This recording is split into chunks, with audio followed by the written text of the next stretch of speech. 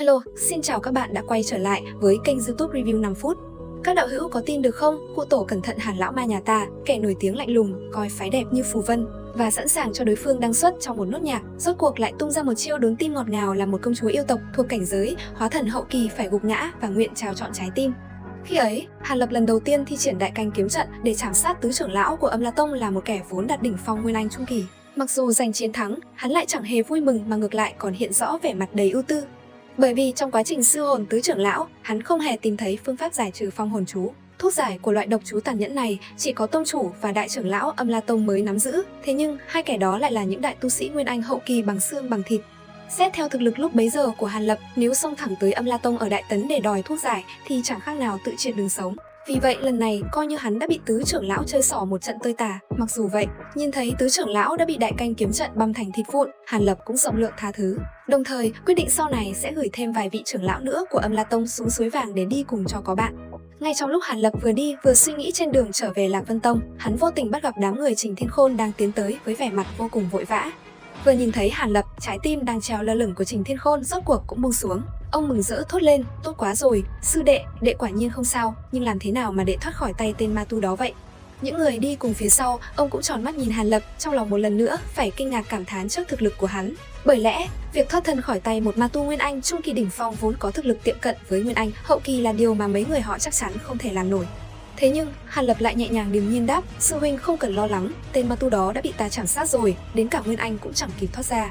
Nghe xong câu này, ánh mắt của mọi người nhìn Hàn Lập chẳng khác nào nhìn thấy ma quỷ, bởi tính từ lúc Hàn Lập bước vào truyền tống trận cho đến khi trở lại trước mặt mọi người, thời gian trôi qua cực kỳ ngắn ngủi. Hơn nữa, nhìn lại Hàn Lập xem, không những không bị thương mà ngay cả góc áo của hắn cũng chẳng hề bám chút bụi bẩn, chẳng lẽ hắn đã chảm sát đối thủ nhanh đến vậy sao? Không phải người ta đồn tên ma tu đó là nguyên anh trung kỳ đỉnh phong, thậm chí tiệm cận đại tu sĩ hậu kỳ hay sao? Chém gió như vậy có phải hơi quá đà rồi không?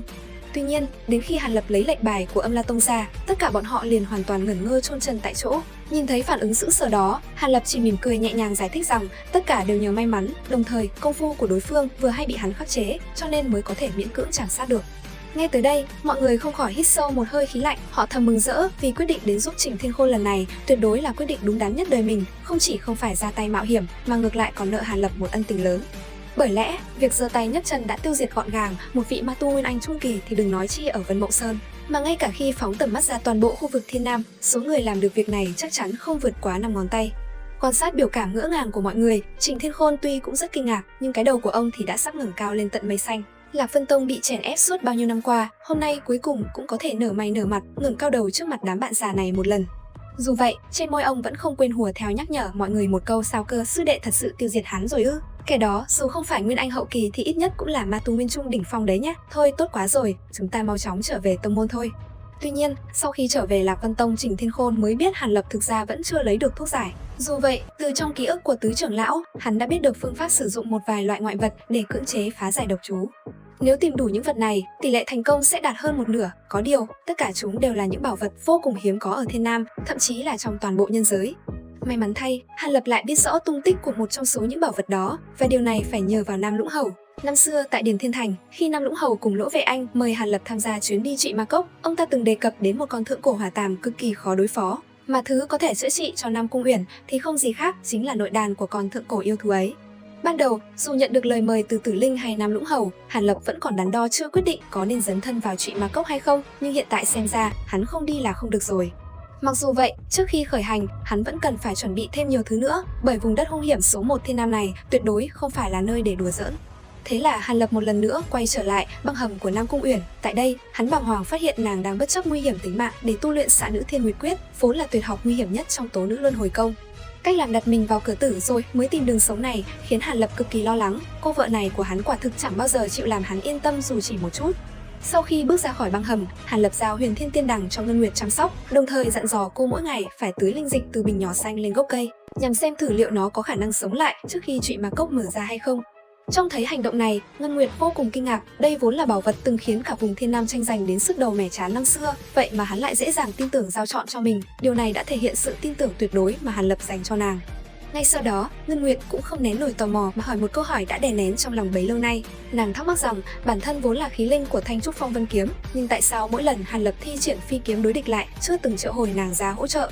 Và rồi, câu trả lời của Hàn Lập đã hoàn toàn chinh phục trái tim Ngân Nguyệt. Hắn giải thích rằng triệu hồi khí linh đúng là có thể giúp uy lực của phi kiếm tăng vọt, nhưng hành động đó sẽ làm tiêu hao tinh nguyên và thậm chí là tu vi của khí linh. Đây vốn là điều mà Hàn Lập tuyệt đối không muốn xảy ra. Hơn nữa, việc Ngân Nguyệt hỗ trợ hắn dưới dạng yêu hồ trong các trận chiến vốn dĩ đã giúp ích cho hắn rất nhiều rồi.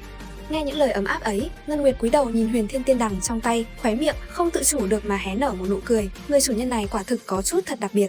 Sang ngày thứ hai, Hàn Lập lấy Chí Mộc Linh Anh ra bắt đầu bế quan tu luyện. Hắn vận dụng Huyền Bẫn Hóa Anh đại pháp thu được từ Tân Như Âm năm xưa, quyết định luyện chế ra Nguyên Anh thứ hai. Bởi lẽ, một khi đã dấn thân vào Trụy Ma Cốc thì bắt buộc phải có thêm một cái mạng mới đủ độ an toàn. Sau nhiều năm nuôi dưỡng và thuần phục, Chí Mộc Linh Anh lúc này đã không còn sự phản nghịch như trước, mà ngoan ngoãn ngồi đối diện Hàn Lập như một tiểu nhân màu xanh lục mất đi thần trí. Trong suốt 2 ngày liên tục, Hàn Lập đã dựa vào lực lượng thần thức mạnh mẽ, không hề thua kém các đại tu sĩ Nguyên Anh hậu kỳ để cưỡng chế xóa bỏ chút linh thức cuối cùng của Chí Mộc Linh Anh. Đồng thời, do một phần thần thức của chính mình vào đó nhằm chính thức luyện thành Nguyên Anh thứ hai.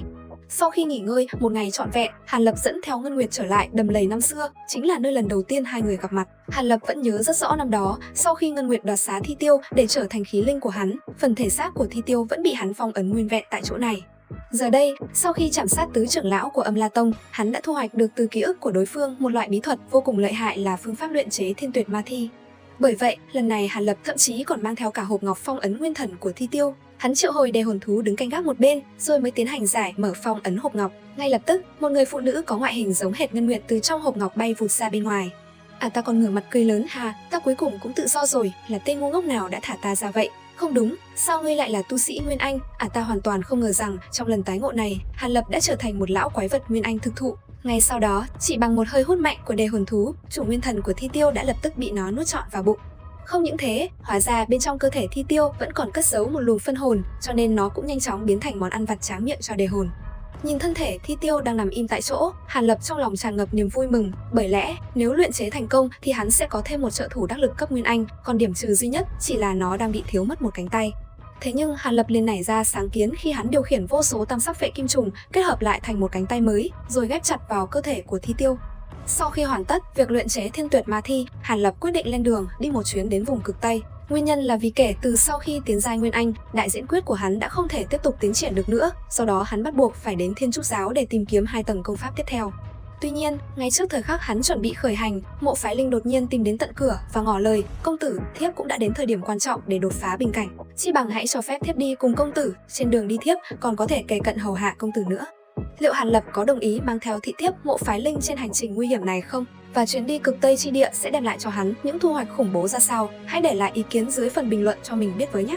Đừng quên bấm like, đăng ký kênh và nhấn chuông thông báo để không bỏ lỡ các tập review tu tiên hấp dẫn tiếp theo trên kênh YouTube Review 5 phút nha. Xin chào và hẹn gặp lại các đạo hữu!